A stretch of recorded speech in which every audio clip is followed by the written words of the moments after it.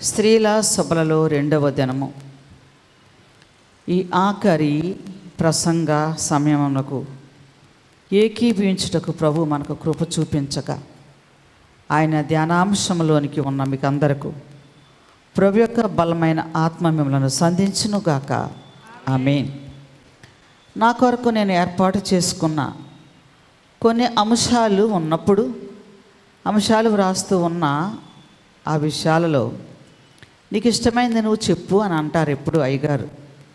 కానీ నా ఇష్టానికి నేను ఎప్పుడు చెప్పలేదు. కానీ అయ్యగారు ఏది చెప్తే అదే చెప్పండి, మీరు ఏదైతే చెప్తారో అది చెప్పండి, నేను వేరే అనుకున్నాను అన్నాను. అప్పుడు అయ్యగారు అన్నారు కెతూరా అన్నారు. కెతూరాను గురించి నేను ఏం చెప్పగలను, ఏముంటుంది బైబిల్లో అన్నప్పుడు ఏమీ లేనప్పుడు సరిగా తెలియని విషయాలు చెప్పటమే కదా, సంఘానికి నేర్పించటమే కదా అని అన్నారు.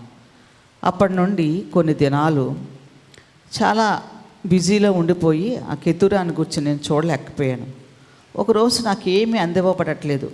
నేను ఎప్పుడు కూడా వాక్యం చెప్పాలంటే బైబిల్ గ్రంథంలోండి చూడను, వ్రాయను, ముందు దేవుని సన్నిధిలో అడుగుతూ ఉన్న ఆ సమయంలో దేవుడు కెతూరాను గురించి నాకు చూపించు, నాకు చెప్పు, అసలు ఏం చెప్పాలని అనుకుంటున్నావు నాతో అని అన్నప్పుడు ఒకరోజు ఆదివారం దినం ఆరాధన జరుగుతూ ఉంది. నేను ప్రార్థన చేసుకుంటూ అలాగే కూర్చుని ఆ ఉదయం ఆరాధనకు వచ్చే టైంలో కూడా నేను మా కోడలు, మా పాప, చిన్న పాప యాషాతో ఏంటో దేవుడు నాకు ఏం అందించబడలేదు, ఏం చేయాలో అర్థం కావట్లేదమ్మా అన్నాను.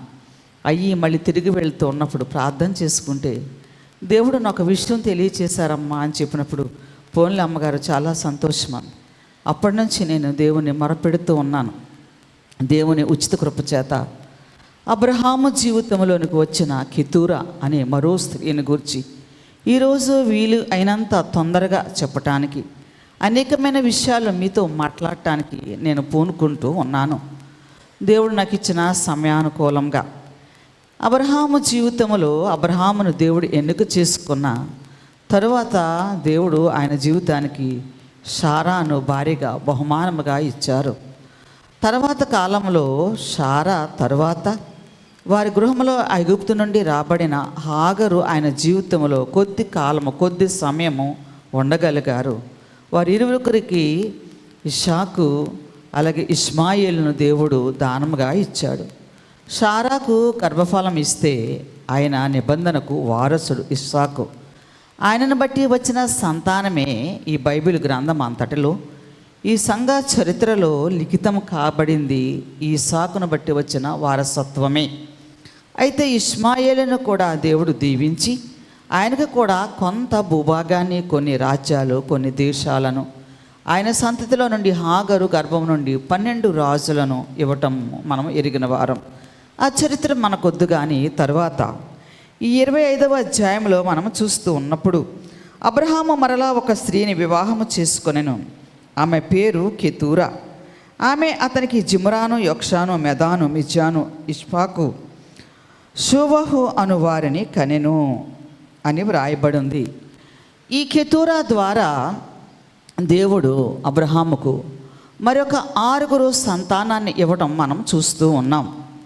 అబ్రహామును గూర్చి, కెతూరాను గూర్చి చెప్పేటప్పుడు మనం అబ్రహామును గూర్చి మొదటగా కొంత సమయము ధ్యానం చేసిన తర్వాత అప్పుడు కెతూరాను గూర్చి మనం వివరించుకోవాలి. అప్పుడు బాగా ఈ చరిత్ర అర్థమవుతూ ఉంది. అబ్రహాము విశ్వాసులకు తండ్రి. అబ్రహాము దేవునిని కనుగొన్నవాడు.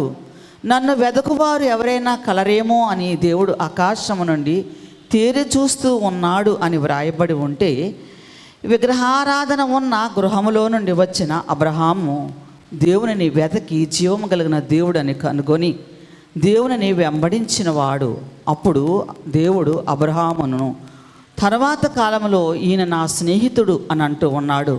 నా ఇల్లంతటిలో నమ్మకమైన వాడని అబ్రహామును గూర్చి బైబిల్ గ్రంథములో వ్రాయబడి అబ్రహాము సంతతిలో నుండి వచ్చిన ఈ జనాంగము అబ్రహాము, ఇస్సాకు, యాకోబు సంతతి వారు ఇశ్రాయేలీలు. ఈ జూలై మాసమంతా ఇశ్రాయేలీల చరిత్ర 40 దినాలు నిర్గమకాండము చరిత్రలో మనం వివరించుకుంటూ ఉంటాం. ఈ ఇశ్రాయేలీలు పరలోక పట్టణాన్ని అధిగమించి వారు అందులో సింహాసనాలు వేయించుకోగలిగారు. దానికి కారకుడు మూలపురుషుడు అబ్రహాము. దాని చరిత్ర ఆదికాండం 15వ అధ్యాయంలో దేవుడు అబ్రహాముతో మాట్లాడిన మాట.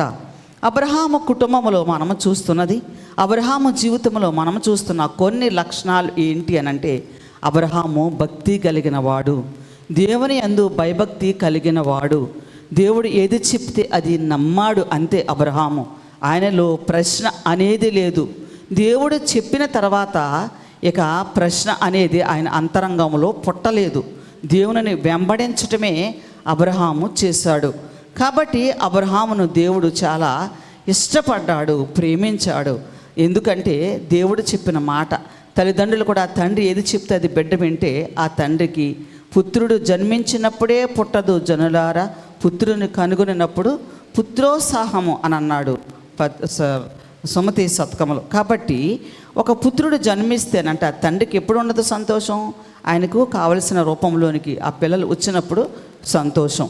అబ్రహాముకు దేవుడు తండ్రి, దేవుడు అబ్రహామును అంతగా ప్రేమించాడు. అబ్రహాము కూడా దేవునిని నమ్మాడు అని నెహెమ్యా గ్రంథంలో రాయబడి ఉంది. అబ్రహాము జీవిత శైలి మనం చూస్తూ ఉన్నప్పుడు బైబిల్ గ్రంథం అంతటిలో కూడా అబ్రహాము అబ్రహాము అబ్రహాం అంటూ ఉన్నాడు. అబ్రహాము దేవుని కొరకు ఆదికాండం 18వ అధ్యాయంలో ఎదురు చూస్తూ దేవునిని ఎదుర్కొన్నవాడు, తన ఇంటిలోనికి ఆహ్వానించినవాడు, తనతో మాట్లాడినవాడు, ఆయనతో కలిసి భోజనము చేయగలిగినవాడు, దేవుని అంతరంగంలో ఉన్నదానిని తెలుసుకోగలిగిన అంతస్తు సంపాదించుకున్నాడు అబ్రహాము. అలాంటి అబ్రహాము భక్తి కలిగిన వాడు, ప్రార్థనాపరుడు, విశ్వాసులకు తండ్రి. ఇన్ని లక్షణాలు ఉన్న ఈ అబ్రహాము కుటుంబంలోనికి చేరిన ఒక స్త్రీ, రాగలిగిన ఒక స్త్రీ కెతూరా. అబ్రహాము అంత గొప్ప ఇంటిలో ఉన్నవాడు, ధనవంతుడు. 365 మంది పైచిలుకు సర్వెంట్స్ పనివారు ఉన్న కుటుంబం కలిగిన వాడు, ధనవంతుడు. మొన్న ఒక రోజు బెంటికి బాబు చెప్తూ, 2 సర్వెంట్స్ ఉంటే వాళ్ళతో ఎలా పని చేయించాలో మనకు తెలియదు, కానీ అబ్రహాము ధనవంతుడు, ఎంత ఫరో ఎంతమందితోనైనా పని చేయించగలడు. అబ్రహాము భార్య శారా ఈ పనులతో ఎలా పని చేయించుకుందో అని నాకు అర్థం కాలేదు, మన జ్ఞానము సరిపోదు. అలాంటి కుటుంబంలో ఈ కెతూరా అనే స్త్రీ కనబడుతూ ఉంది. కెతూరా ఎవరు? ఈ కెతూరాకు ఎందుకు ఇంత ప్రాధాన్యత? అసలు అబ్రహాము వృద్ధాప్యంలో ఉన్నాడు, వృద్ధాప్యంలోనే శారా ద్వారా దేవుడు బిడ్డలనిచ్చాడు. ఇలాంటి వృద్ధాప్యంలో మరొక స్త్రీని అబ్రహాము జీవితంలోనికి దేవుడు ఎందుకు ఆహ్వానించాడు అని మనం ఆలోచిస్తే, జనరేషన్స్ అంటే ఈ జనాభా సంఖ్య పెంచాలి, ఉత్పత్తిని పెంచాలి. ఏదైనా వనములో ఉన్న ఆదాములను జత చేసిన తండ్రైన దేవుడు మీరు అభివృద్ధి పొంది విస్తరించమంటూ ఉన్నాడు. అదే ఉద్దేశంలో ఐగుప్తు దేశంలో ఉన్న ఇశ్రాయేల్ విషయంలో కూడా వారు ప్రబలిరి అని వ్రాయబడి ఉంది. అంటే జనాభా విస్తరించడం కొరకు భార్యలు, అనేక మంది భార్యలు, అనేక మంది ఉపపత్నులు. ఓల్డ్ టెస్ట్మెంట్లో ఈ జనాభాని పెంచే ఉద్దేశంలో రాజులు కానీ ఈ ప్రవక్తలు కానీ కొంతమంది భక్తులైన వారు కొంతమంది ఉపపత్నులను, భార్యలను, ఇప్పుడు యాకోబు కూడా 2 భార్యలు, మరా ఇంకొక 2 మంది దాసులు, 4 భార్యలను చేసి 12 మంది కుమారులు ఇచ్చాడు. ఆ బిడ్డలను కూడా ఎందుకు చేసుకున్నాడు దేవుడు? సమయం వచ్చినప్పుడు ఆ 12 మందికి సింహాసనాలు ఇచ్చాడంటే వాళ్ళు ఎన్నిక జనాంగముగా చేస్తూ ఉన్నాడు. అలాగే ఈ కెతూరాను మనం చూస్తూ ఉన్నప్పుడు ఈ కెతూరా ఎవరు అని కెననైట్స్లో అంటే హాము సంతతి. నోవహు కుమారులు 3లో హాము ఒకడై ఉంటే హాము కుమారులలో ఒకడు కనాను. ఆ వంశస్థురాలు ఈ కెతూరా. ఈమె జూయిష్ సంబంధమైన దాని ఆ వంశంలో నుండి, ఆ తెగలో నుండి, అలాగే ఈ హాము తెగ నుండి వంశస్థురాలు. ఈ అన్ని వైపుల నుండి కూడా ఈమెను పరిగణిస్తూ ఉన్నప్పుడు ఈమె సంతతిని కూడా దేవుడు ఈ 6 సంతతిని ఈమెను ఎన్నుకున్నదే కాకుండా ఈమెకిచ్చిన ఈ సంతతి కూడా తర్వాత కాలంలో మన బైబిల్ గ్రంథంలో చూస్తే మనం ఆమెను కొరకే చెప్పుకుందాము. అయినా కొంచెం సమయం, ఈ కెతూరాకి ఇచ్చిన 6 కుమారులు ఉన్నారు. ఈ 6 కుమారులకు కూడా పెద్దయిన తర్వాత, పెంచిన తర్వాత కొంత బహుమానాలు అంటే కొంత ఆస్తి ఇచ్చి ఆయన ముందుగానే పంపించి వేయటం మనం చూస్తూ ఉన్నాం. అయితే ఈ కెతూరాను ఎప్పుడు వివాహం చేసుకున్నాడు అంటే శారా మరణానంతరము 140 సంవత్సరాల వయసులో అబ్రహాము కెతూరాను వివాహం చేసుకున్నట్లు మనం చూస్తూ ఉన్నాం. ఈమె ఎక్కడి నుంచి వచ్చిందంటే నార్థన్ వెస్ట్రన్ రీజన్ నుంచి పెరుషాల అనే స్థలంలో నుండి వచ్చింది ఈమె. వీరి పిల్లలు ఇప్పుడు ఎక్కడెక్కడ ఉన్నారు, ఈ సంతతి వారు ఎక్కడ ఉన్నారంటే సౌదీ అరేబియన్ ప్లేస్లో ఉన్నారు. ఇంకా చెప్పాలి అంటే జాగ్రఫీ ప్రకారంగా మనం చూస్తున్నప్పుడు సౌదీ అరేబియాలోను బహ్రెయిన్లోను వారి సంతతి వారు ఉన్నట్లుగా మనం చూస్తూ ఉన్నాం. ఇందులో యొక్షాన్ అనేవారు ఈ అరేబియన్ కంట్రీ వైపు అరేబియా ప్రాంతంలో ఉన్నట్లుగా మనం చూస్తూ ఉంటే మిజ్జాను అనేవాడు మిజ్జాను దేశము మిజ్జానీలకు మూల పురుషుడుగా ఉన్నాడు. ఇక్కడ మనం చూస్తూ ఉన్నప్పుడు మోషే భార్య సిప్పోరా కూడా మిద్యాను యాజకుడైన ఇద్రో గర్భం నుండి వచ్చింది. మిద్యాను యాజకుడు మిద్యాను దేశంలో నుండి వచ్చిన ఆ సిప్పోరాను మనం చూస్తూ ఉన్నాం. అంటే ఈ కెతూరా మిద్యాను సంతతి వారికి వారి బిడ్డలను మిద్యాను దేశానికి ఇచ్చినట్లు మనం చూస్తూ ఉన్నాం. ఇలాగా ఈ 6 కుమారుల ద్వారా అనేకమైన గల్ఫ్ కంట్రీస్లో విస్తరించిపోయారు. అబ్రహాము మరణము కాకమునిపే ఈ 6 కూడా బహుమానాలు ఇచ్చి అంటే భూభాగాలు ఇచ్చి కొంత సొమ్ము ఇచ్చి వారిని పంపించి వేశాడు. వారికి చేయవలసిన న్యాయం చేశాడు. ఎందుకు ఇస్సాకుకు దూరంగా ఉంచాడు. ఇష్మాయేలు కూడా ఇచ్చి పంపించేశాడు. ఇస్సాకు శారాను బట్టి వారసుడు ఒక్కడే.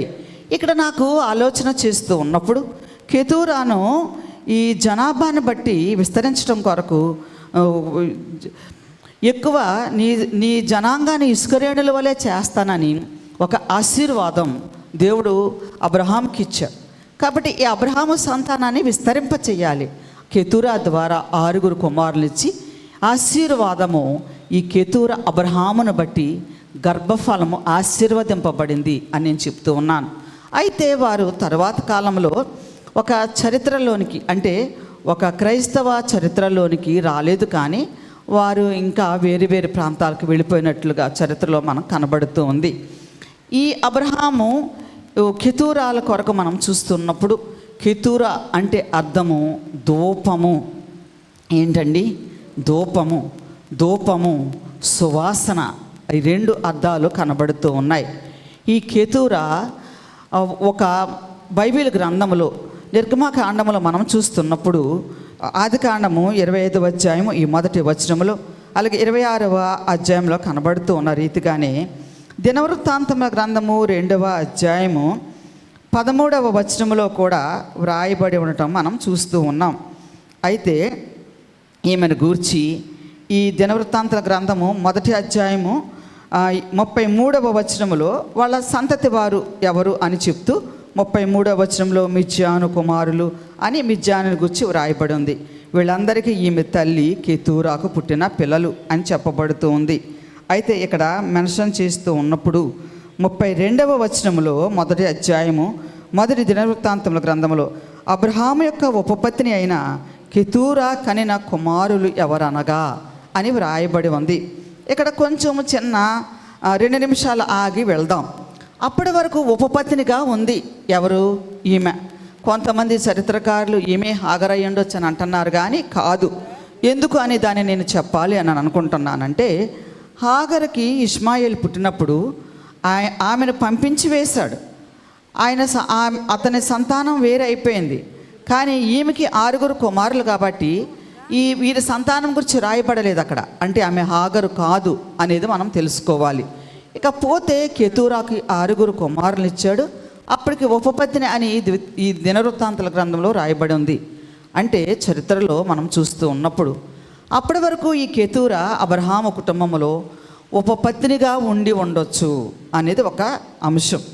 ఈ ఉపపత్నిగా ఉంటూ శారాకు సహకారిగా ఉన్నందువల్ల శారా మరణానంతరము అబ్రహాము యొక్క జీవనాన్ని అంటే ఆ వృద్ధాప్యంలో అబ్రహాముకు సహకారిగా ఈ కెతూరా చెయ్యి పట్టుకుంది. అప్పుడు దేవుడు ఏం చేశాడంటే ఈ ఉపపత్ని పదవిలో నుండి భార్యగా ఒక హోదానిచ్చి వివాహం చేశాడు.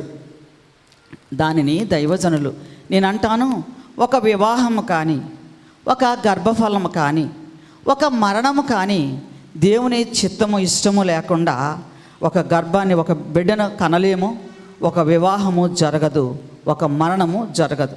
దైవజనులు అన్నారు, దేవదేవుని సంకల్పం విధి, దివ్యమైన లోకాధారం విధి అని అన్నారు. దేవదేవుని సంకల్పం అంట. దేవుని సంకల్పం లేకుండా వివాహ వ్యవస్థ లేదు. ఏదైనా వనములో ఉన్న ఆదాములను జత చేసిన దేవుడు వివాహ వ్యవస్థ అనే దాన్ని ఆరంభించి ఈనాటి వరకు వివాహాలు జరిగిస్తూ ఉన్నాడు. ఒక 5 నిమిషాలు ఈ వివాహం మీద చెప్పాలని ఆశపడుతూ ఉన్నాను. కెతూరా అబ్రహాముకు భార్య కాగలిగింది.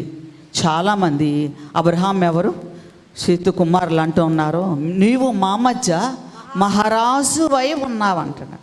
అబ్రహాం ఎవరు? రాజు, మహారాజు.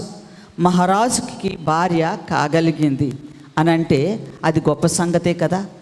నీవు రాజులకు రాజైన రారాజు భార్యగా సిద్ధపడే ఒక రాణిగా సిద్ధపడుతూ ఉన్నావు ఈరోజు.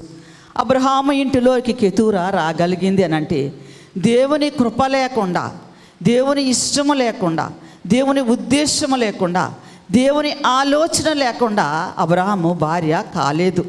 చాలామంది ఉపపత్నులు ఉంటారు, కొంతమంది భార్యలు ఉంటారు. భార్య స్థానం వేరు.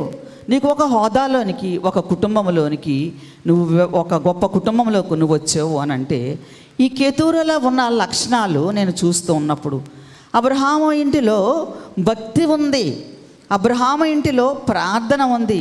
మనం ఎలా చెప్పగలము? ఇస్సాకు వివాహ విషయంలో ఎలియాజర్నిచ్చి పంపిస్తూ ఉన్నప్పుడు ఒంటెలు సైతము మోకరించి ప్రార్థన చేసిన అలవాటు అబ్రహాము కుటుంబంలో ఉంది. కాబట్టి ఈ అబ్రహాము భక్తి కలిగిన జనాంగానికి తండ్రి, భక్తి కలిగిన వాడు. భక్తి కలిగిన ఇంటిలో ఈ శారా భక్తి కలిగింది. ఆమె ఇంటిలో పెరిగిన కెతూరా భక్తి కలిగిన స్త్రీ. అబ్రహామును బట్టి జంతువులే ప్రార్థన చేస్తే ఆ ఇంటిలో ఉన్న ఈమె ప్రార్థన పరురాలు. అందుకే ఈ కెతూరా అనే మాటకు అర్థము దూపము. దూపం అంటే ఏంటి? ప్రార్థన. దాన్ని తర్వాత చెప్తాను. వివాహ వ్యవస్థను గూర్చి ఈ దినాలలో సరిగా లేకుండా ఉన్న ఈ జనాభాను గూర్చి కొంచెం సమయము వాక్యము ద్వారా హెచ్చరిక చేయాలని దేవుడు నన్ను పదే పదే ప్రేరేపిస్తూ ఉన్నప్పుడు ఇక్కడ కొద్ది సమయం ఉండాలని ఆశపడుతూ ఉన్నాను. అబ్రహాము జీవితంలోనికి వచ్చిన కెతూరా విశ్వాసముతో ఉంది, భక్తితో ఉంది, వినయం కలిగి ఉంది. ఎక్కడ కూడా డిస్కషన్స్ ఉన్నట్టు, గొడవ పడినట్లు కానీ ఆమె పేరు మరలా ఎక్కడ వ్రాయబడి లేదు. ఆయనకు విశ్వాసం బట్టి, భక్తి బట్టి 6 కుమారులను కన్నందు వలన ఆయన బహుమానాలు ఇచ్చి పంపించి వేస్తే వృద్ధాప్యంలో ఉన్న అబ్రహామును చివరి వరకు తోడుగా ఉండటం మనం చూస్తూ ఉన్నాం. ఈ రోజుల్లో వివాహాలు చేసుకుంటున్నారు. దేవుని బలిపీఠం ముందు దేవుని దగ్గర వడంపడిక చేసుకుంటారు. భయము లేని జనాంగముగా తయారయ్యి లోకంలో నేను చూస్తూ ఉన్నప్పుడు వెళ్ళిపోతూ ఉంటారు. ఉండలేకపోతున్నా. దేనికి ఉండలేవు? నీకులాగుంటేనే నువ్వు ఉంటావా? కాపురం చేస్తావా? నీకు ఇష్టమైనట్టు ఉంటేనే నువ్వు నివాసం చేస్తావా ఇంటిలో? నీకు ఇష్టమైనట్టు ఆడిందాట పాడింది పాటలా ఉంటేనే నువ్వు కాపురం చేస్తావా? త్రాగుబోతులకి, తిరుగుబోతులు కాపురాలు చేసి వచ్చారు ఈ రోజుల్లో, పాతకాలంలో వాళ్ళు. మరి ఈరోజు నీకెందుకు ఈ స్వేచ్ఛ వచ్చేసింది? భయం లేదు, దేవుని భయం లేదు. వివాహం అనేది దేవుడు ఏర్పాటు చేసింది. దేవుని మందిరములో దేవుని ఎదుట నువ్వు వడంబడిక చేసుకొని దేవుని నిర్ణయం చొప్పున వివాహం చేసుకొని నువ్వు ఎలా పడితే అలా వెళ్ళిపోతానంటే దేవుని ఆశీర్వాదం నీతో ఉంటుందా? నువ్వు వెళ్తావు, ఇంకొకళ్ళు వస్తారు, అక్కడికి కూడా ఎలా బాగుంటుందని నువ్వు ఎలా అనుకుని వెళ్తావు? నువ్వు ఎందుకు నీ కాళ్ళకు వేగం? నీవెందుకు పరిగెట్టాలనుకుంటూ ఉన్నావు? విశ్వాసి ఈరోజు నువ్వు జ్ఞాపకం చేసుకో. యవనస్తులారా, చాలా విషయాలు దేవుని యందు భయభక్తులు కలిగి ఉండటం. నువ్వు ఏ కుటుంబంలోకి వెళ్ళావు? ఫస్ట్ ఒకటి అబ్రహామును చేసుకున్నావు. అబ్రహాము కుటుంబానికి అనుకువగా ఉండటం మనం చూస్తూ ఉన్నాం. అలాగే అబ్రహామును వృద్ధాప్యంలో చేసుకుంది. తర్వాత మరలా వేరే పురుషుని దగ్గరకు ఆమె పోలేదు. కాబట్టి ఇది కూడా జ్ఞాపకం చేసుకో. అబ్రహాముకే సంతానాన్ని కానీ అబ్రహాము కుటుంబానికి దేవుడిచ్చిన ఆశీర్వాదాన్ని సంపాదించుకోగలిగింది. ఈమె గర్భఫలము 6 బిడ్డలు కనేలా చేసింది. నువ్వు ఏ గొప్ప ఇంటిలోకి వెళ్ళావు? ఆ ఇంటి పరిస్థితులు ఏంటి? ఆ ఇంటిలో ఉన్న పద్ధతులు ఏంటి? నేను ఒకసారి ఒక మాట చెప్తానండి. నేను ఒక టీ మా అమ్మగారు ఇక్కడే ఉన్నారు, మా వదిన గారు ఇక్కడే ఉన్నారు. టీ పెట్టడం ఒకటి, ఉల్లిపాయలు కొయ్యటం. పెళ్ళి అయ్యేసరికి వంట చేస్తుంటే అయ్యగారు అనేవారు, నువ్వు గాలి పీల్చి బతికేస్తుంటావు, ఆ పెరిగేసుకుని తినేస్తావు, ఈ కూరలు తినలేక చచ్చిపోతున్నావు అనేవారు. ఈరోజు నేను వండితే చాలా బాగున్నాయి అంటారు అనుకోండి, చాలా సంతోషం. ఎందుకు? అవన్నీ నేర్చుకోవాలి. నీ భర్తకు ఇష్టమైనట్టు వండి పెడితే హ్యాపీ ఫీల్ అవుతారు. అలాగే బిడ్డల కొరకు వండుకోవాలి.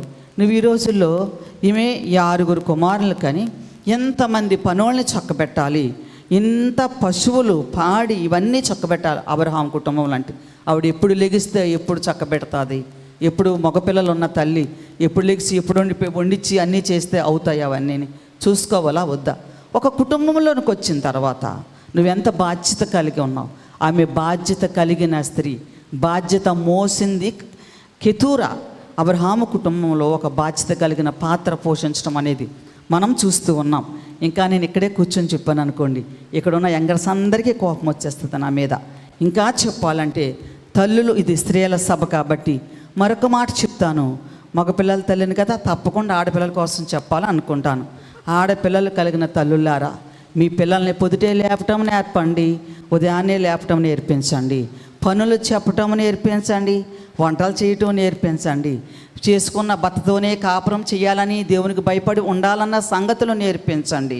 అలాగే ఏది కావాలంటే భర్తకు అమర్చిపెట్టి భర్త యొక్క ప్రేమ మనన పొందాలనే విషయాలు నేర్పించడం నేర్చుకోండి. మీరు నేర్చుకోండి, మీరు నేర్పించండి మీ పిల్లలకు. అది మనం క్రైస్తవ సంఘాలలో, ఆ క్రైస్తవ కుటుంబాలలో ఒబీడియన్స్ అనేది, ఆ దేవుని యందు భయభక్తులు కలిగి ఉండటం అనేది చాలా ముఖ్యమైన సంగతి. సరే, ఇందులో ఉండకుండా నేను ముందుకు వెళ్ళిపోతాను. ఒకరోజు అంట ఒక భక్తుడు చాలా బాధపడుతూ వేదన కలిగిందంట. ఆయన చాలా ఓపికమంతుడంట, చాలా భక్తిపరుడంట, చాలా ప్రార్థన చేసుకుంటాడంట, ఏ కష్టం కలిగినా ప్రార్థన చేస్తూనే ఉంటాడంట. అలాంటి ఆయన ఒకరోజు అన్నాడంట ఒక దైవజను దగ్గరికి వెళ్ళి, అయ్యా నువ్వు నా కోసం ప్రార్థన చెయ్యి, అరణ్యంలోకి వెళ్ళిపోదాం అనుకుంటున్నాను, నేను ఉండలేకపోతున్నాను నా భార్యతో అన్నాడంట. ఆ దైవజనుడు అన్నాడంట, అరణ్యములో సింహాలు ఉంటాయి, పులులు ఉంటాయి కదా, అక్కడ నువ్వు ఉండలేవు అని అంటే, ఈయన అన్నాడంటే, నా భార్య కంటే ఆ సింహాలు పులులే బెటర్ అన్నాడంట.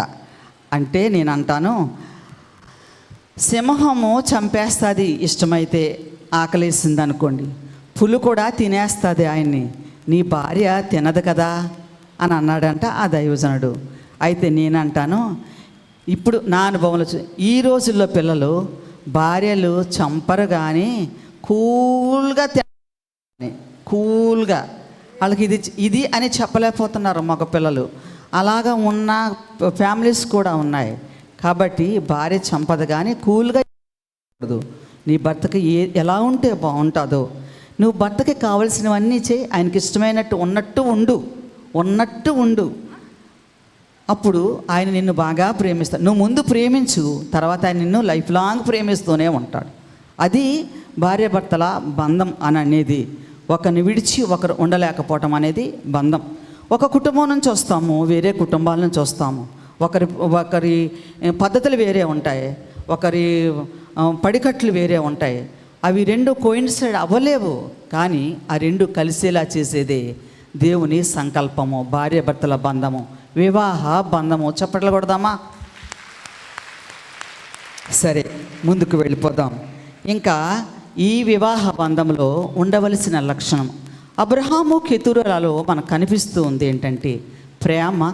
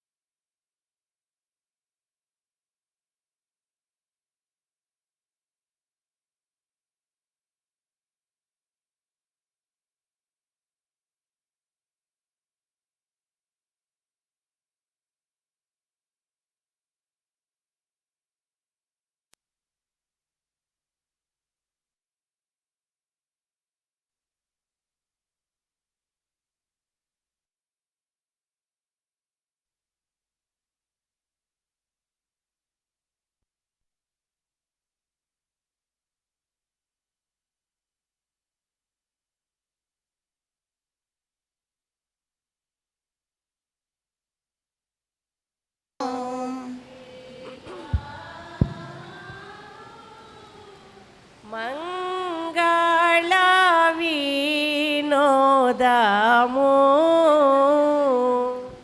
సరే, కితురాని గురించి మనం వింటూ ఉన్నప్పుడు కితురా బ్రతుకులో మనకు కనిపిస్తూ ఉంది ప్రార్థన. అబ్రహాము ప్రార్థన పరుడు. అబ్రహాము భార్యగా ఉన్న మూడవ స్త్రీగా కనబడుతూ ఉంది, కానీ ఆయన చేసుకున్న రెండవ భార్య. ఎందుకంటే హాగర్ను వివాహం చేసుకోలేదు కాబట్టి ఈయన చేసుకున్నది కితురానే. కితురా ఆయనకు భార్య. భార్య స్థానము గొప్పది. వివాహంలో గొప్ప సంగతి ఉంది, గొప్ప మర్మము ఉంది, ప్రేమ ఉంది, సంతోషం ఉంది, ఆనందం ఉంది. మనం కష్టములోను శ్రమలోను ఇద్దరూ ఏకీభవించి దేవుని దగ్గరికి వెళ్ళి మొరపెట్టినప్పుడు దానిలోనే వచ్చే ఆనందాన్ని వారు అనుభవిస్తూ బిడ్డలను పెంచుకోవాలి.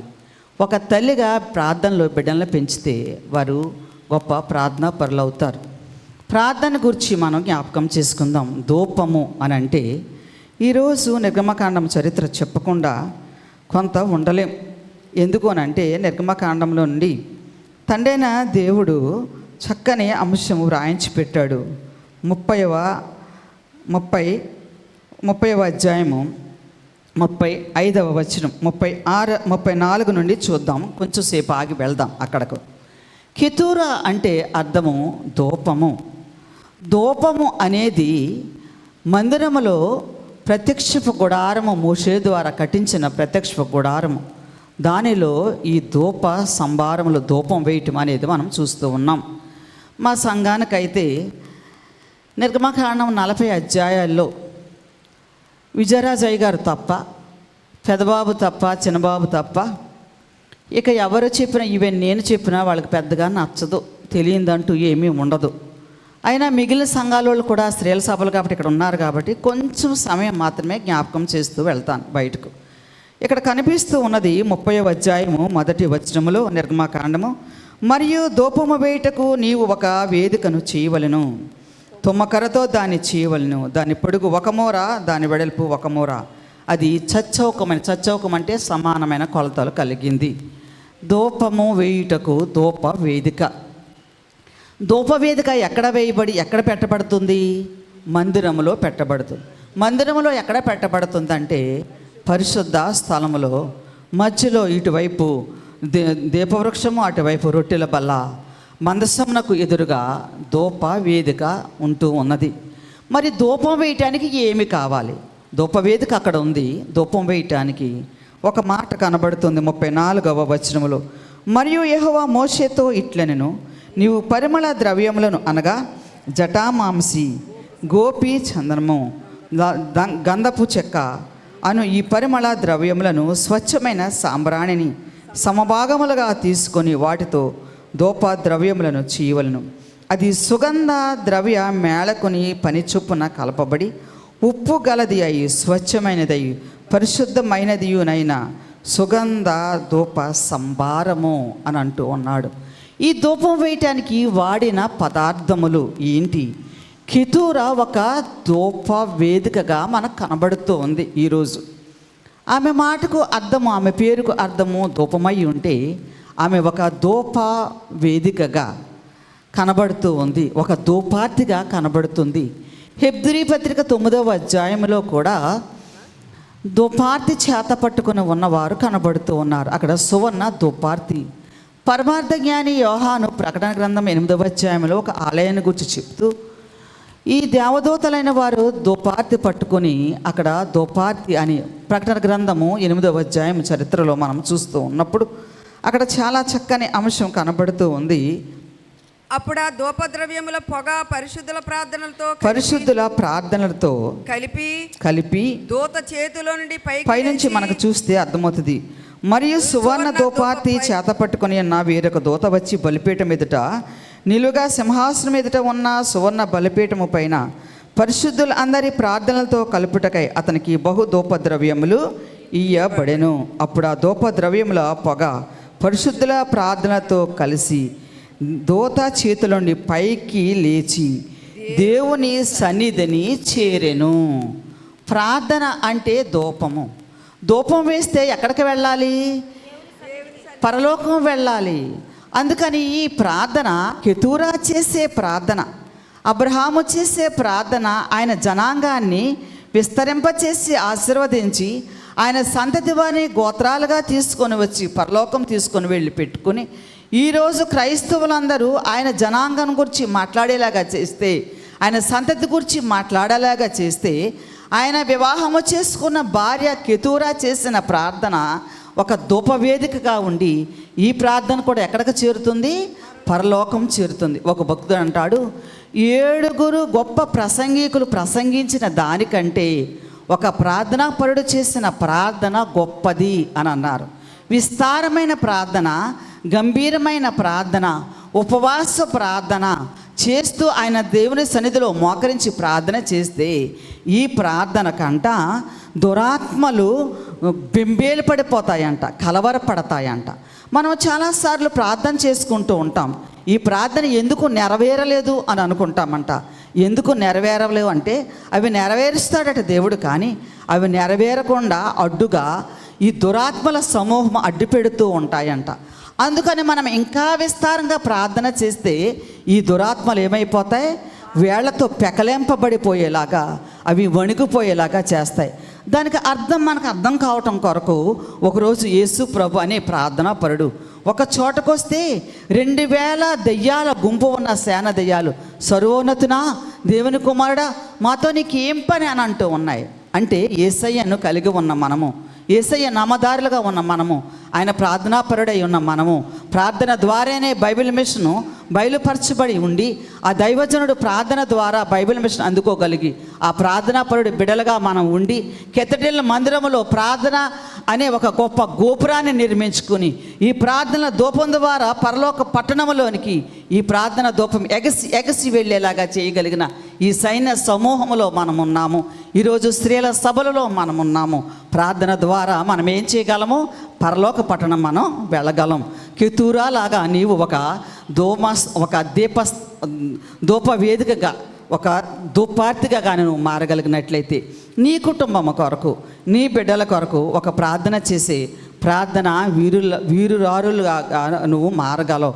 ఒక సైన్యంలో నీవు ఉండగలవు. ఒక మాట చెప్తాను. నా చిన్నతనంలో నేను 8వ తరగతి చదువుతూ ఉన్నాను. అప్పుడు కన్నాపురం అని వెస్ట్ గోదావరి దగ్గర హై స్కూల్లో నేను చదువుతుండేదాన్ని. ఆ 1 సంవత్సరం చదివాను, హాస్టల్లో ఉన్నాను. అప్పటి వరకు హాస్టల్ అనుభవం లేక చాలా పెంచి పెట్టేసేవాడు దాన్ని నేను. ఆ కన్నాపురం దగ్గర పండుగూడెం అని ఒక 3 కిలోమీటర్ల దూరంలో మా అమ్మగారు తండ్రి గారు సంజీవరావు గారు అని ఆయన హెడ్ మాస్టర్గా ఓన్ మేనేజ్మెంట్ స్కూల్ ఉండి, ఆ రోజులో ఎయిడెడ్ స్కూల్ ఉండి అక్కడ స్కూల్ నడుపుతూ ఉండేవారు మా తాతయ్య గారు. ఇప్పుడు ఆదివారం వస్తుందా, మా తాతయ్య వచ్చి నన్ను ఎప్పుడు తీసుకెళ్ళిపోతాడు, అదే ఆలోచన. అలా ఉండేదాన్ని. అప్పుడు మా తాతయ్య ఆదివారం ఉదయాన్నే వచ్చేవాడు అనమాట. ఆదివారం సెలవు అంటే శనివారం రాత్రి వచ్చి తీసుకెళ్ళిపోతాడని హాస్టల్లో ఉన్న పిల్లలకి ఇష్టం, చూస్తూ ఉంటారు. కానీ మా తాతయ్య గారు ఏం చేసేవారంటే ఆదివారం ఉదయం వచ్చేవారు. ఎందుకు ఉదయం వచ్చేవారు అంటే ఆదివారం ఉదయం కన్నాపురంలో ఒక పెద్ద దేవాలయం లోదరని చర్చ్ ఉంటే నన్ను తీసుకుని వెళ్ళి, మా పెద్దమ్మల పాప కూడా ఉండేది, ఆ అమ్మాయిని కూడా తీసుకుని ఇద్దరిని చర్చికి తీసుకుని వెళ్ళి, చర్చ్ అయిపోయిన తర్వాత అక్కడ చాకలోళ్ళు చాలా పేదోళ్ళు పేట ఉండేది ఆ దగ్గర. వాళ్ళందరి దగ్గర ఒక్కొక్క ఇంటికి వెళ్ళి ప్రార్థన చేసి వస్తూ కొంచెం కూరగాయలు మటన్ అన్నీ తీసుకుని ఈ 3 మైళ్ళు దూరము, అప్పుడు వెహికల్స్ లేవు, నా ఖాళీ నడకన నడిపించుకుంటూ మమ్మల్ని తీసుకొని వెళ్ళేవాడు మా తాతయ్య. తీసుకొని వెళ్ళిన తర్వాత ఆ రాత్రి మళ్ళా సాయంకాలం అయిపోయినప్పుడు అప్పుడు కిరోసిన్ పోసి దీపాలు లాంతర పట్టుకొని ఉండాలి. అది ట్రైబల్ ఏరియా. కోయోళ్ళు ఉండేవారు, చదువు ఉండేది కదా. ఈయన చదువు చెప్పడానికి వెళ్ళారు టీచర్, హెడ్ మాస్టర్. అప్పుడు ఈ దీపం పట్టుకొని దానికి నేను మా తాతయ్యతో నేను ఆ దీపం పట్టుకొని ప్రతి ఇంటికి వెళ్ళి, ఎంకమ్మా రా, వచ్చాను బయటికి రా అనేవారు. ఆవిడ వస్తున్నాను ఉండండి మాస్టర్ అని అంటే వచ్చినప్పుడు ఆడికి చిన్న ప్రార్థన చేసి మళ్ళీ వెళ్ళటం.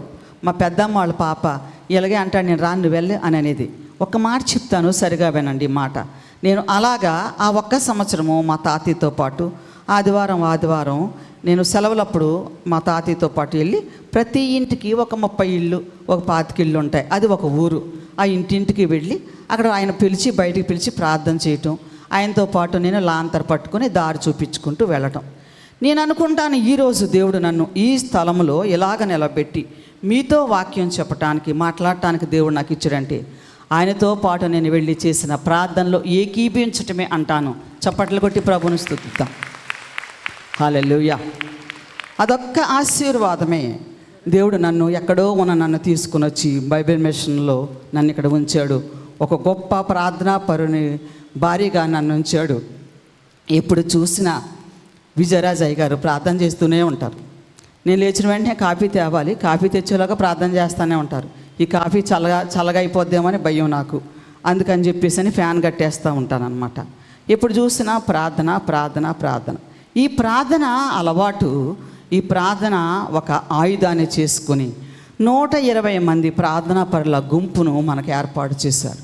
ఈ ప్రార్థనా సహకారము, ఈ ప్రార్థనా సైన్యము, ఈ ధూప స్తంభాన్ని బట్టి మన బైబిల్ మిషన్ రాజమండ్రిలో దేవుడు బయలుపరిస్తే ఈరోజు స్త్రీల సభలు పెట్టుకుని అంతగా మనల్ని విస్తరింపచేశాడు. చప్పట్లు కొట్టి దేవుని స్తుతిద్దాం.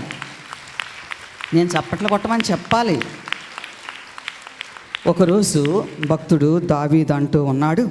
141వ సంకీర్తనలో మనం చూస్తే 141వ దావీదు కీర్తన 2వ వచనములో, నా ప్రార్థన ధూపము వలెను, నేను చేతులెట్టుట సాయంకాల నైవేద్యము వలెను, నీ దృష్టికి అంగీకారములు అగునుగాక అని అంటూ ఉన్నాడు. ఇక్కడ ఒకసారి ఆగుదాం. నా ప్రార్థన ధూపము వలెను. మనం చేస్తూ ఉన్న ప్రార్థన ధూపములా ఉండాలి. ఒకరోజు ఈ మందిరం కట్టేటప్పుడు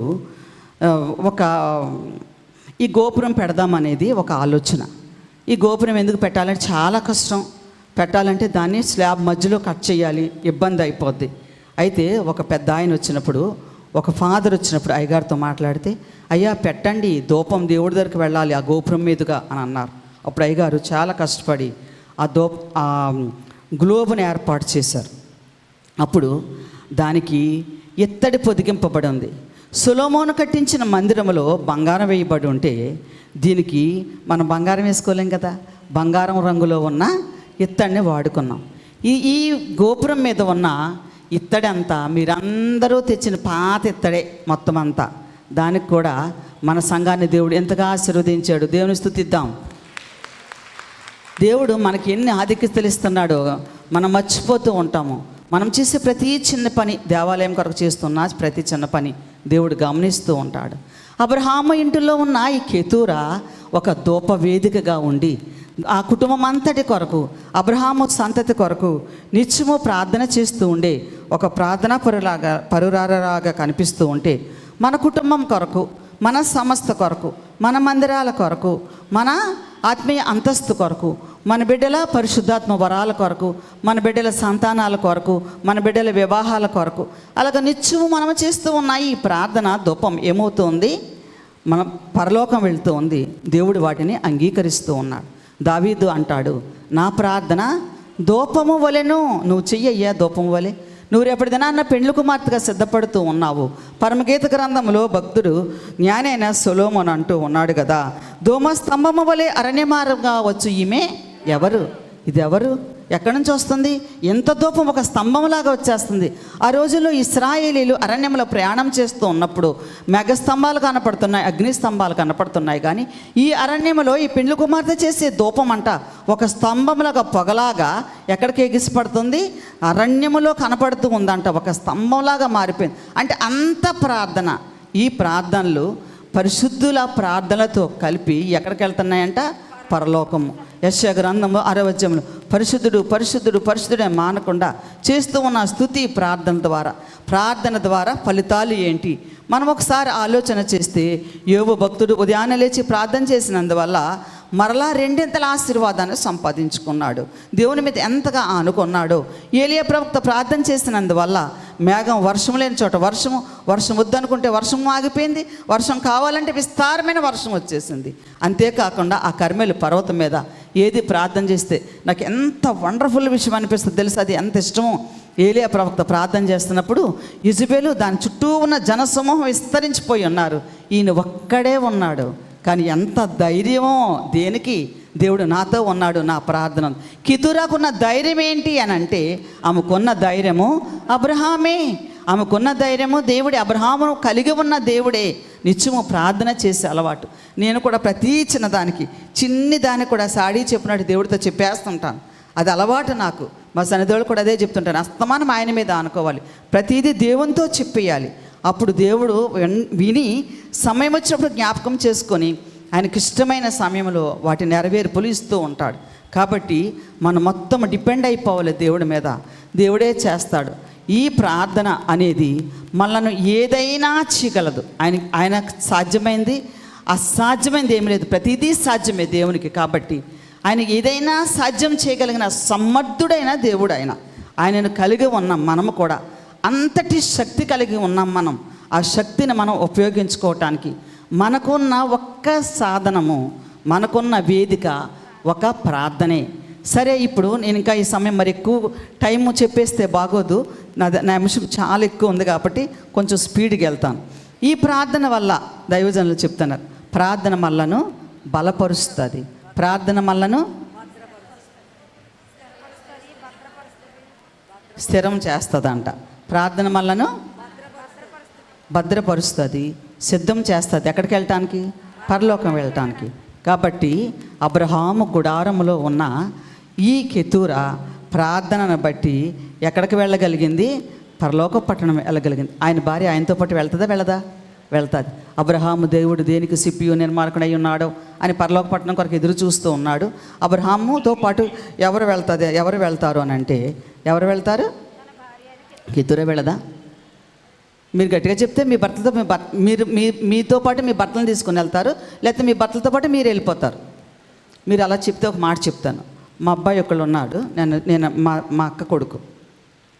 ఒకరోజు రాత్రి సిలువ ధ్యానాలప్పుడు వచ్చి ధ్యానం, ఈరోజు విజయరాజయ్య గారి ధ్యానమేనా అని అడిగితే అవునన్నా. ఆయన ధ్యానం అయిపోయిన తర్వాత, ప్రసంగం అయిపోయిన తర్వాత, మమ్మీ ఒక మాట చెప్తాను, ఆయనను పట్టుకునే ఉండు, నువ్వు ఆయనతో పాటు పరలోకం వెళ్ళిపోతావు అన్నాడు. చప్పట్లు కొట్టండి.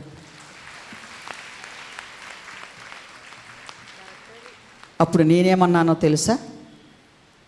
అయ్యగారు కింద ఉంటారు, కోపం వస్తుంది, అయినా కానీ నా అంతటా నేను కూడా వెళ్ళిపోగలను అన్నాను. మళ్ళీ చప్పట్లు కొట్టండి. మన ప్రార్థనే మనలను ఎక్కడ తీసుకొని వెళ్తుంది? పరలోకం తీసుకొని వెళ్తుంది కదా. ఇప్పుడు ఒక మాట చెప్తాను. ఈ ధూపం వేయటానికి ఇందాక చదివాను, నిర్గమకాండం ఒకసారి తెరుద్దాం త్వరగా. నిర్గమకాండము 30వ అధ్యాయము 34వ వచనంలో చెప్పుకొని ముందుకు వెళ్ళిపోదాం. నీవు పరిమళ ధూప ద్రవ్యములను అనగా జటామాంసి గోపి చందనము గంధపు చెక్కను ఈ పరిమళ ధూప ద్రవ్యములను నెమ్మదిగా వెళ్దాం. నీవు పరిమళ ద్రవ్యం అంటే ఈ 3 ఇక్కడ పెట్టిన ఈ 5 కలిపి పరిమళ ద్రవ్యం, ధూప సంభారం. అది జటామాంసి గోపి చందము. ఈ జటామాంసి గోపి చందం అనేవి ఒకటే. ఇవి బోళమన్నా ఈ జటామాంసి అన్న ఒకటే. ఈ జటామాంసి అనేది ఒక గొప్ప చెట్టులో నుంచి వస్తూ ఉన్నది. దాని ఈ గోపరసము, పరిమళాలు, ఈ గంధపు చెక్క ఇవన్నీ కూడా పెర్ఫ్యూమ్స్కి ఉపయోగిస్తారు, సబ్బులు చేసుకోవటానికి ఉపయోగిస్తారు, ఇంకా ఆయిల్స్ చేయటానికి ఉపయోగిస్తారు. ఇవి మసాజ్ ఆయిల్స్ కొరకు వాటిని వాడుకుంటూ ఉంటారు. వీటిని సుగంధాల కొరకు పెర్ఫ్యూమ్స్ కింద వాడతారు. గంధపు వాసన అనేది కొంచెం ఉంటే చాలు. నేను ఆదివారం కొంచెం లేట్ అయితే చెప్పాను, ఒక్క అడుగు కానీ లేట్ అయితే ఒక ఆయన వస్తారు, పేరు చెప్తే ఫీల్ అవుతారేమో, మా సంఘంలో. అదంట కోటగుమ్మంలోని లోపల పోలీస్ స్టేషన్ ఎదురుగుండా ఒక పెర్ఫ్యూమ్ షాప్ ఉంటుందంట. అక్కడ కొంటాడంట. గంధం వాసన గుప్పమని వచ్చేస్తుంది. అసలు నేను అన్నాను, బాబు అసలు నువ్వు రాగానే గంధం వాసన వచ్చేస్తుంది, ఎక్కడ కొంటావేంటి? మేము ఇజ్రాయిల్ వెళ్తున్నాం అన్నిసార్లు కానీ మాకు ఎక్కడ దొరకట్లేదు ఇవి అని అంటే, అప్పుడు అంటున్నాడు, పోలీస్ స్టేషన్ ఎదురుకుండా ఒక పెర్ఫ్యూమ్ స్టోర్ ఉంది, దాంట్లో కొంటే అసలు చాలా వాల్యుబుల్, అది మంచి వాసన వచ్చేస్తారు, ప్యూర్ అని చెప్పాడు అనమాట. అంటే ఇవన్నీ కూడా పెర్ఫ్యూమ్స్కు ఉపయోగిస్తారు. ఇది శాంటాలమ్స్ అనే ఒక చెట్టు బెరడ నుంచి ఆ ద్రవ్యాన్ని తీస్తారనమాట, ఆ రసాన్ని. ఇవి పరిమళ ద్రవ్యాల కొరకు వాడుతూ ఉంటారు వీటిని. ఇది ఒక జిగురు పదార్థం లాగా ఉంటుంది. ఇది ఎండబెట్టి ఈ జిగురుని తర్వాత పొడి చేసి ధూప సంబారానికి వాడుతూ ఉంటారు. ధూపం వేయటానికి ఈ సంబారాన్ని వాడుతూ ఉంటారు. గంధపు చెక్క, అలాగే అగరబత్తీలకు వాడతారు. అగరబత్తీలు అంట ఈ సువాసనకి భారతదేశంలోనూ ఆస్ట్రేలియా దేశంలో మాత్రమే వాడతారంట ఈ అగరబత్తీలు వాసనకి.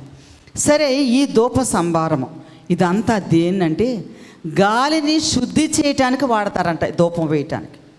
చూసారా? అంటే ఈ సాంబ్రాణి సాంబ్రాణి కూడా ఒక చెట్టు నుండి తీయబడింది. అది బెంజైన్ అంటారంట ఇంగ్లీష్లో. స్టెరాక్స్ అనే చెట్టు జాతికి చెందింది. అది పూజల్లో వాడుతూ ఉంటారు.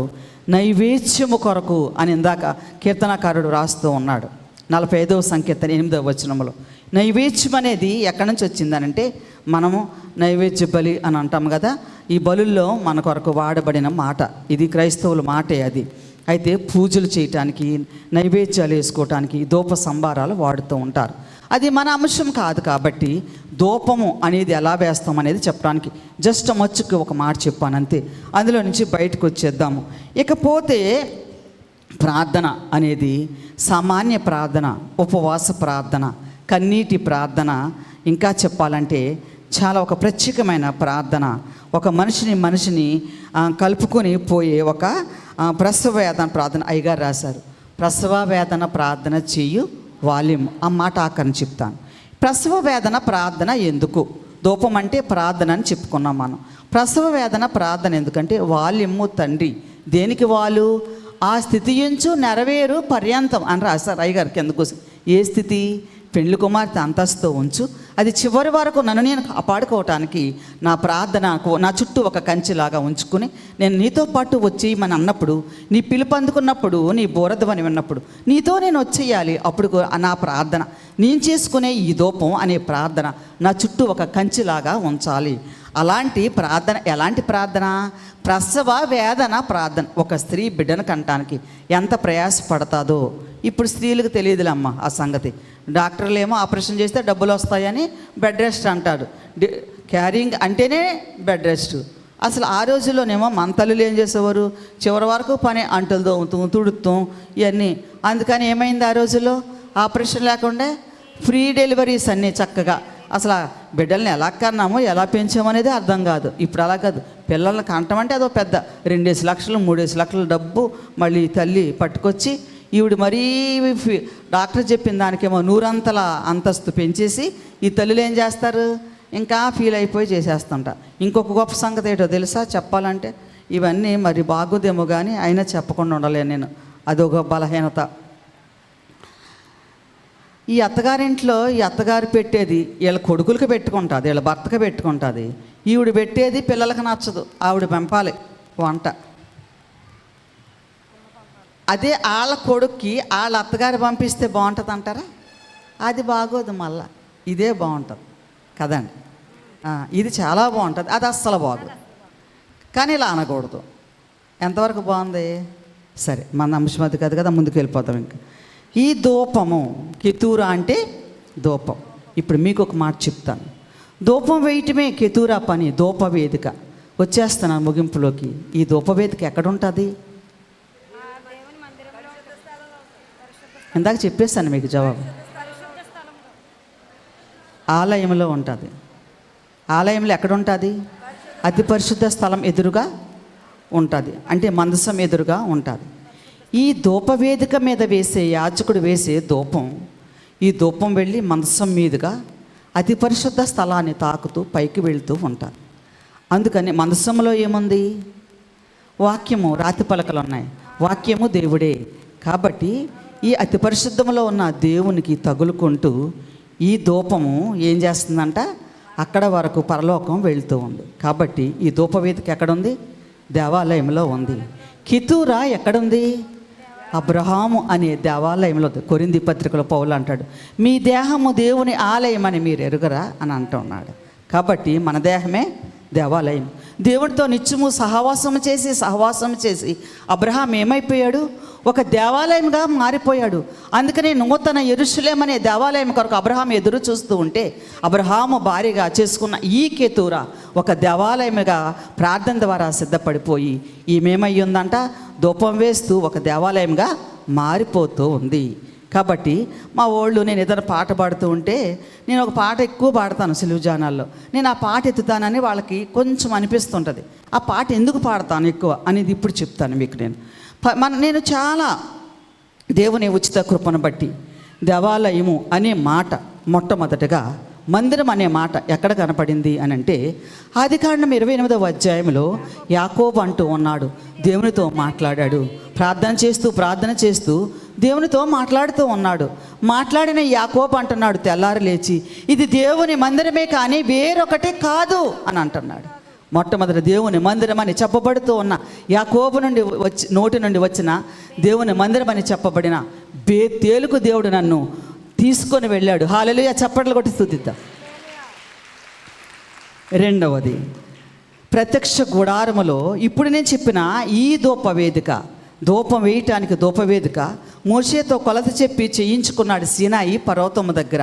ప్రత్యక్ష గుడారము నిర్మితమై నిలబెట్టబడింది. అలాంటి చోటుకి నేను 23 సార్లు వెళ్ళాను యాజకులు విజయరాజయ్య గారితో. నచ్చలే, సరిపోలే.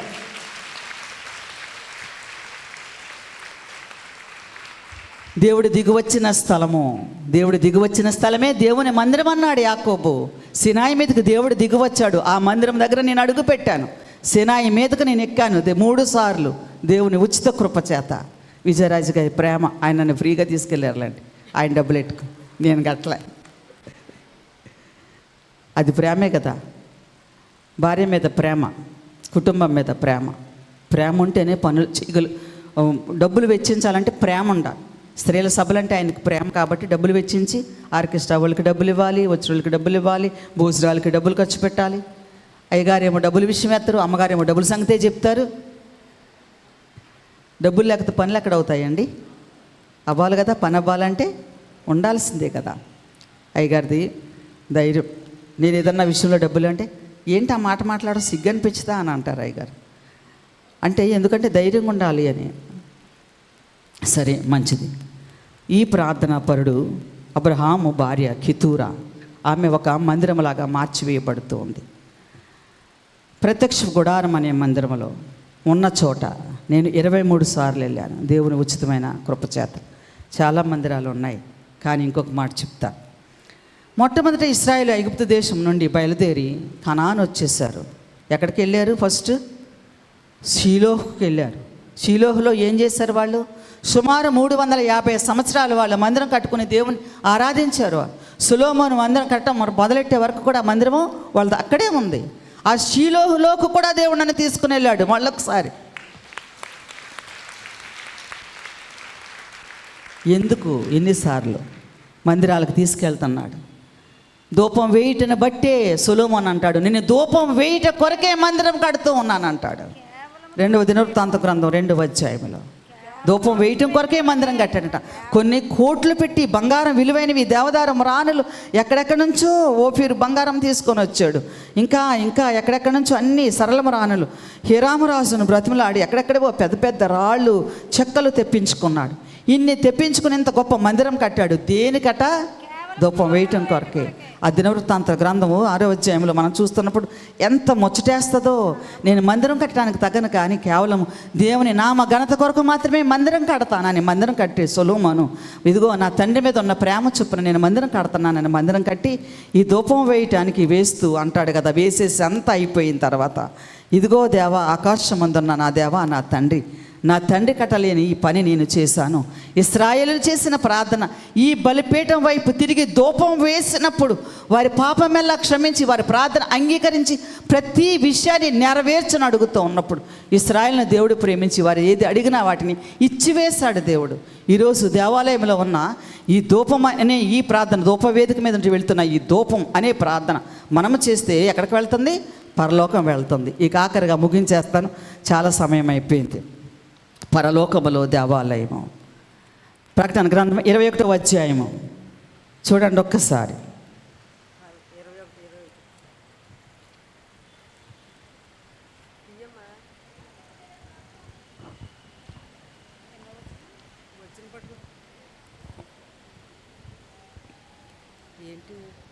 అక్కడ నాకు ఏ దేవాలయమును నాకు కనబడలేదు.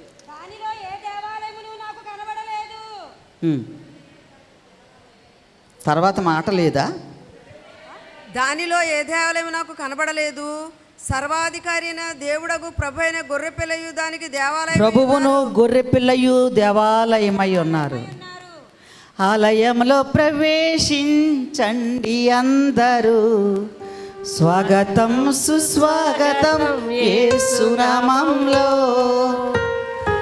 ఆలయంలో ప్రవేశించండి అందరూ, స్వాగతం సుస్వాగతం యేసునామంలో.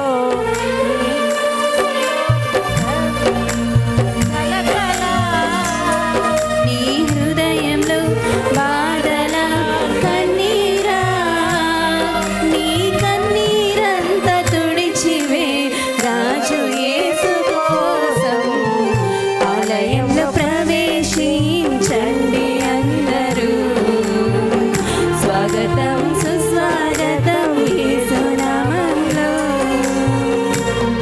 దేవుని ఆలయంలోకి దావీదులాగా ఇష్టపడుతూ పరుగు పరుగున ఆయన ఆలయంలోకి వెళ్ళాలంటే ఎంతో ఇష్టం ఉండాలి. చాలాసార్లు వంకలు పెట్టి ప్రార్థన మానేస్తుంటాం కదా. కానీ కెతూరా ఈమె ఏం చేసుకుందంట, ఈమె శరీరాన్ని ఒక దేవాలయంలాగా మార్చేసుకుంది, ఒక ప్రార్థన గోపురంలాగా మార్చేసుకుంది. ఎందుకు అనంటే అబ్రహాం ఇంటిలోనికి రాబట్టి మాత్రమే, అబ్రహాము భార్యగా ఉండబట్టి మాత్రమే దేవాది దేవుడు గొర్రెపిల్ల అయిన యేసయ్య భార్యగా, గొర్రెపిల్లయే దేవాలయము, అక్కడ నాకు ఏ దేవాలయమో కనబడలేదు. గొర్రెపిల్ల భార్య ఏమవ్వాలి? గొర్రెపిల్ల భార్య ఎవరు? దానికి దేవదాసయ్య గారు ఏం చెప్పమన్నారు సరిగ్గా చెప్పండి. గొర్రెపిల్ల భార్య నేనే. చెయ్యట్టుకుని గుండె మీద చెయ్య అందరూ పెట్టుకోవాలి. మీరు ఎవరైతే గుండె మీద చెయ్యట్టుకోలేదు మీరు గొర్రెపిల్ల భార్య కాదంతే. నేనే గొర్రెపిల్ల భార్యను, నేనే పెండ్లి కుమార్తెను, నేనే వధువు సంఘాన్ని. హల్లెలూయా, మరనాత, మనమే గొర్రెపిల్ల భార్య. కాబట్టి ఈ గొర్రెపిల్ల భార్య ఏమైపోయింది? దేవాలయం అయిపోయింది. కాబట్టి దేవుని ఆలయంలోనికి వచ్చిన మనమందరము దేవాలయాన్ని ప్రేమించి మనం అందులోనికి వస్తే మనం ఏమైపోతాము? దేవాలయములం అయిపోతాము. అంటే ఆ రీతిలోనికి మనల్ని మార్చాలని ప్రభు ఆయన రక్తాన్ని పెట్టి మనలను మార్చుతూ ఉన్నాడు. ప్రార్థనల కొరకు మనం చూస్తూ ఉంటే ఎన్నో ప్రార్థనలు, ప్రార్థన చేస్తే ఎర్ర సముద్రం పాయలైపోయింది, ప్రార్థన చేస్తే ఎరుక గోడలు కూలిపోని, ప్రార్థన చేస్తే ఏదైనా అద్భుతమే. చనిపోయిన వాళ్ళు లేస్తారు ప్రార్థన ద్వారా. ప్రార్థన సాధనము అని అన్నారు. కాబట్టి ప్రార్థనే మనకు సాధనం. ఎక్కడికి? ముక్తికి వెళ్ళటానికి. పరలోకం వెళ్ళాలంటే ప్రార్థన ఒక సాధనం, ఒక ధూపమై ఉంటే, ఈ ధూపము అనే అర్థం ఇచ్చి కెతూరా అనే ఒక గొప్ప తల్లిని మనం జ్ఞాపకం చేసుకున్నాము. అబ్రహాము వివాహము చేసుకున్న భార్య. ఈ కెతూరా అంటే అర్థము, ఇంకా ఒక్క మాట చెప్తాను, సువాసన. ఈ సువాసన అంటే సుగంధ పరిమళ ద్రవ్యాలు వేసినప్పుడు ఈ పొగ ఏమైపోద్ది? సుగంధ మేళకునిలాగా సువాసన వచ్చేస్తుంది. పరిమళ ద్రవ్యముల సువాసన. నా ప్రియుడు నా రొమ్మున నుండి గొప్ప రసమంతా సువాసన గలవాడు, ఆయన పరిమళ వాసన అయి ఉన్నాడని పౌలు భక్తుడు ఎఫెసీ పత్రికలో చెప్తూ ఉన్నాడు. పరమగీత గ్రంథములో పెండ్లి కుమార్తెను గురించి, అలాగే దావీదు భక్తుడు కీర్తన గ్రంథము 45వ సంకీర్తన 8వ వచనంలో కూడా ఆయన ఈ వస్త్రములెల్లా అగరు వాసనే అని అన్నాడు. పెండ్లి కుమార్తె వస్త్రాలంట సువాసన వచ్చేస్తూ ఉన్నాయి, సువాసన భరితమైనవి. ఇంకా పితరులకు గిఫ్ట్ ఇవ్వాలంటే మన బొమ్మలు అవి ఇవి వెతుక్కుంటాం, కానీ సుగంధాలు, పెర్ఫ్యూమ్ సుగంధాలు ఇవ్వాలన్నమాట. ఆ పితరులకి మనం ఎప్పుడైనా ఇచ్చేటప్పుడు చూడండి, ఐగుప్తుకు వెళ్తూ ఉన్నప్పుడు వీళ్ళు ఏం చేశారు? సుగంధాలు తీసుకొని మస్తకి ఇవన్నీ పట్టుకొని సుగంధాలు పట్టుకొని వెళ్ళారు. కాబట్టి మనము కూడా ఈ సువాసన అనేది ప్రార్థన ద్వారా మన అంతరంగాన్ని నలుపుకున్నట్లయితే ఈ ప్రార్థన పరిమళ ద్రవ్యపు సువాసనలాగా ఈ ప్రార్థన వెదజల్లాలి. మనము చేసే ప్రార్థన పెళ్లి కుమార్తెగా సిద్ధం చేయటమే కాకుండా, మనల్ని ఒక దేవాలయంగా సిద్ధం చేయటమే కాకుండా, మనల్ని ఏం చేస్తుంది? ఒక పరిమళ వాసనగా చేస్తూ ఉన్నది. ఎందుకంటే యేసుక్రీస్తు ప్రభు మంచి సువాసన వచ్చేవాడై ఉన్నాడు. మనము కూడా అట్టి వాసన రాగలిగిన శక్తి మనకు దేవుడు ఇచ్చేవాడై ఉన్నాడు. కాబట్టి ఇంకా మనము చూస్తే ఈ ఆలయంలో ధూపం వేసి ధూపవేదిక ఆలయంలో మనం ఎక్కడ పడితే అక్కడే ప్రార్థన చేసుకుంటాము. ఇంట్లో ప్రార్థన చేసుకుంటాము, సన్నిధిలో ప్రార్థన చేసుకుంటాము, మనం దారిలో ప్రార్థన చేసుకుంటాము, ఏ హాల్లో ప్రార్థన చేసుకుంటూ ఉంటాం. అన్ని చోట్ల దేవుడు ఎక్కడ చేసినా ప్రార్థన వింటాడు, ఎప్పుడు చేసినా వింటాడు, ఎలా చేసినా వింటాడు, ప్రతిదానికి నెరవేర్పిస్తాడు. కానీ దేవాలయంలో చేసిన ప్రార్థనకు ప్రాముఖ్యత ఇస్తూ ఉన్నాడు. ఎందుకనంటే ఇది ఒక ధూప వేదికగా మార్చుతూ ఉన్నాడు. కాబట్టి ఆయన పరిశుద్ధ ఆలయమందు, ఆయన పరిశుద్ధ ఆయన సన్నిధిలో, ఆయన సన్నిధిలో ఎల్లప్పుడూ దేవుని స్తుతించుడి, దేవుని స్తుతించుడి, ఎల్లప్పుడూ దేవుని స్తుతించుడి. చాలండి. దేవుని ఉచిత కృప చేత అబ్రహాము భార్యగా చేసుకున్న కెతూరాను గూర్చి అనేకమైన సంగతులు ఈ ఉదయకాల సమయంలో మనం విన్నాము. గంభీరమైన మాటలు, ప్రార్థన, ధూపం అంటే వేటి విన్నాం. దేవాలయంకి ఉన్న ప్రాముఖ్యత అవేంటో విన్నాం. మనం దేవాలయంలో చేసే ప్రార్థనకు దేవుడు ఎలాంటి ఆధిక్యత ఇస్తాడు, వివాహ బంధములో ఉన్న సంగతులు వాటిని మనం గ్రహించగలిగి ప్రతిదీ పాజిటివ్ థింకింగ్ కానీ చేస్తే దేవుడు మనల్ని ఎలాగా ఆ కుటుంబంలో కెతూరా ఎలాగా మలిచివేయబడిందో, ఆయన భార్యగా వృద్ధాప్యంలో ఏజ్ డిఫరెన్స్ చాలా ఉంది కదా కెతూరాకు అబ్రహాముకు, అయినా ఆమె ఆయనకి ఇష్టురాలుగా మారిపోయి ఆయన భక్తిని అలవర్చుకుంది. కాబట్టి ఒక నిజమైన పెండ్లి కుమార్తెగా సిద్ధపడటం మనం చూస్తూ ఉన్నాం. ఒక గొర్రెపిల్లగా మనం సిద్ధపడాలి. గొర్రెపిల్ల భార్య గొర్రెపిల్లగా సిద్ధపడాలి. గొర్రెపిల్ల ఎక్కడ ఉంది? దేవాలయంలాగా ఉన్నాడంటే మనం దేవాలయంలాగా మార్చివేయబడాలి. కాబట్టి యేసుక్రీస్తు ప్రభుని వరుడు వేగముగా మన మధ్యకు వచ్చి మనల్ని తీసుకొని వెళ్ళిపోయి ఆయన భార్యగా చేసుకొని ఆ గొర్రెపిల్ల అయి ఉన్న దేవాలయమైన ఆ నూతన యెరూషలేములో మనలను దేవాలయంగా మార్చి ఆయన ప్రక్కన ఉంచుకోగలిగిన శక్తి ప్రియుడైన యేసు ప్రభు మనందరికీ దయచేయునుగాక. ఆమేన్.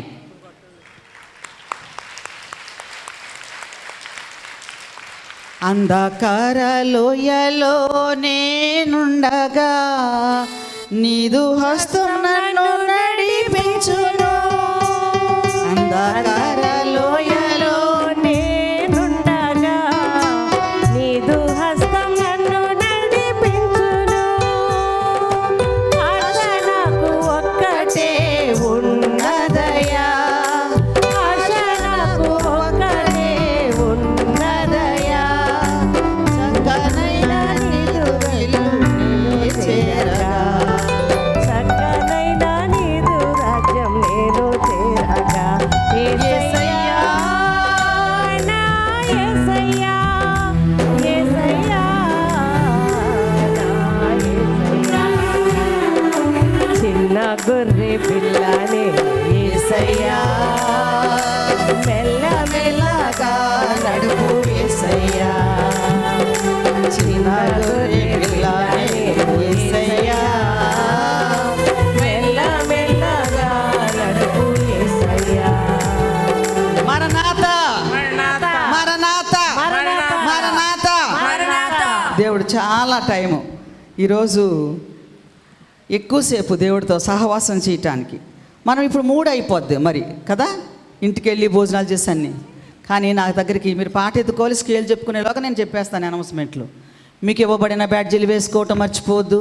మీకు ఎక్కడ భోజనాలు ఏర్పాటు చేశారో గవర్నింగ్ బాడీ సభ్యులు, పాస్టర్ గారు ఎక్కడ ఉన్నారు అక్కడ, అలాగే వడ్డించడానికి సిద్ధపడిన వాళ్ళు మీరు వెళ్ళిపోయి కౌంటర్స్తోకి వెళ్ళిపోండి అమ్మా. మీరు పేర్లు ఇచ్చిన వాళ్ళు అందరూ వెళ్ళిపోవాలి, అక్కడికి సిద్ధం చేసేయండి త్వరగా. ఒక్క అనౌన్స్మెంట్ మాత్రం చేస్తాం. కానుక సేకరణ చేసుకుందాము. కానుక సేకరణ చేయడానికి వెళ్ళండి. మీరు వాళ్ళ పాట పాడుతూ ఉండగా అయిపోవాలి ఇదంతా. ఒక్క అనౌన్స్మెంట్ చెప్పమంటారా? కూరగాయలు కొయ్యటానికి రావటం మానకండి సాయంత్రం. అది మాత్రం ఇప్పుడు ఇది లేట్ అయిందని కానీ మీరు కానీ రావటం మానేసారా, సాయంత్రం కొంచెం లేట్ అయిపోద్ది, భోజనాలు ఇబ్బంది అయిపోద్ది. అయ్యగారు అన్నారు ప్రోగ్రామ్ లేట్ అయితే మాత్రం ఏమైందండి, మేము అందులో చాలా హ్యాపీగా ఉన్నామనంటే కూరగాయలు కోసే వాళ్ళు అందులో నుంచే రావాలి, ఎలా అవుతుంది అని అన్నారు. నేను అన్నాను ఏదైతే అది అయిందని చెప్పేసానని రప్పించుకుందామని ఆశతో ఎక్కువసేపు మాట్లాడాను. మీరందరూ కూరగాయలు కోయడానికి చాలామంది శాల నుంచి శాల సన్నిధులు ఎవరు శాల చచ్చోళ్ళు ఎవరు కూరగాయలు కోయటానికి రాలేదు, నేను చూడలేదు. ఈ సాయంత్రం కూరగాయలకి దెబోరా ఇదే ఇన్ఛార్జి. శాలలో వచ్చి కూరగాయలు కొయ్యాలి, సాయంత్రం కూరగాయ టైంకి అందించే బాధ్యత ఇదే. అమ్మ పాట. ఓ సంగమా స్వరపం